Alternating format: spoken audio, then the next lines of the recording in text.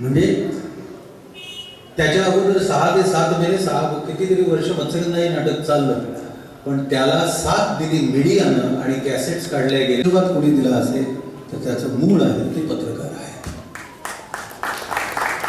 त्यामुळे आवाहन करतो की आपला हा विचार आपण शिरोडकरांनी मागे घ्यावा आणि पुढच्या वेळी पुन्हा.